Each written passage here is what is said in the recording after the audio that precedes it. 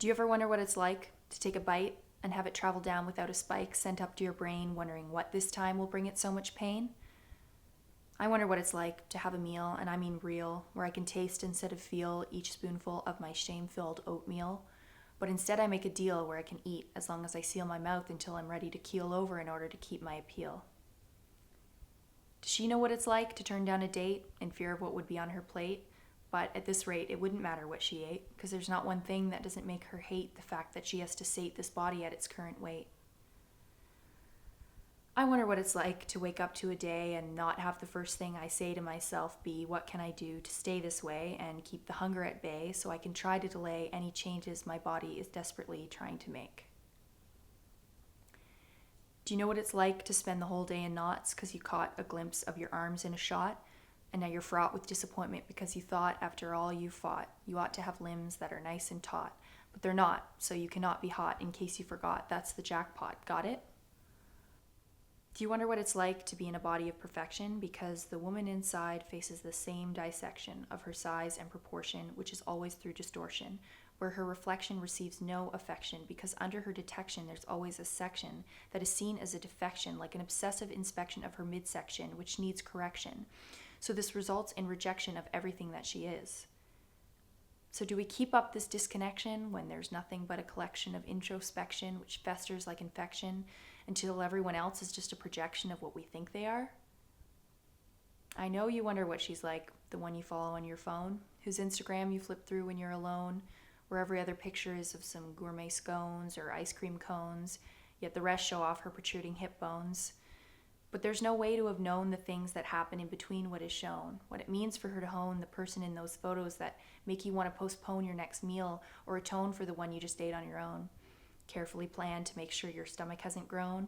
That is why I don't condone trying to make your life a clone of this unknown that we have turned into our touchstone. Do you wonder what it's like to carry guilt with you for days after an innocent and healthy graze turned into a blind and bloated craze, which inevitably happens after you dodge and delay eating when you want or what you crave? So you're thinking about food till your head's in a daze, staring at someone's meal while your eyes are glazed, walking around a grocery store for what feels like days, reading labels in a haze because your mind is ablaze with fear. So when I need a moment to be free, I turn on my TV and there's a woman in a tight tee in all her tiny glory, just to remind me that I should reflect what I see. But really, that isn't even her reality, because she has been forced to drop 3 sizes as a fee for wanting to be successful in this industry, country. And I can guarantee that when she works out daily, it's not done with pure glee, but mostly agony while obsessing over a waist that is wee, so she can look in the mirror and not feel crappy. And that right there is the key to the fitness game's monopoly, people who want to flee their bodies.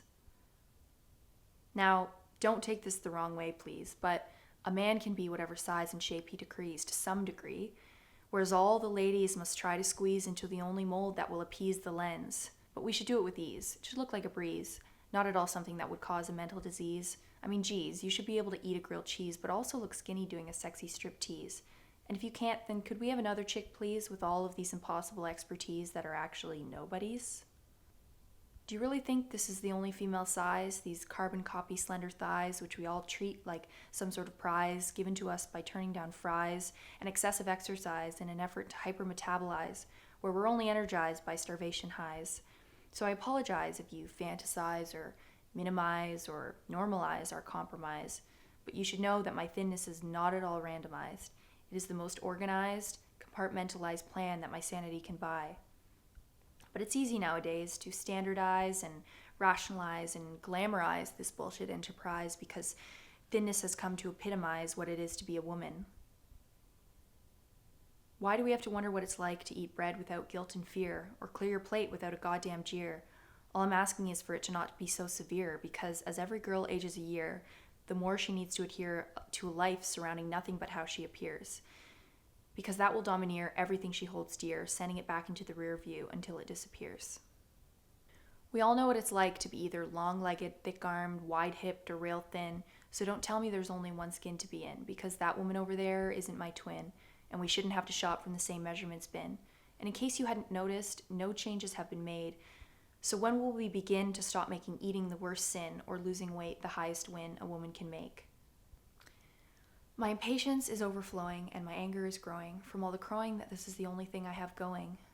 And they keep blowing it off like it's just my emotions flowing, but I can't go through life knowing that our progress is slowing. Because as much as we might try to ignore, it's happening left and right. So when can I stop feeling like this is my personal fight, or telling the truth and feeling contrite? That is why I invite other women to share their insight, because this can't keep being treated like an oversight when it's our shared plight.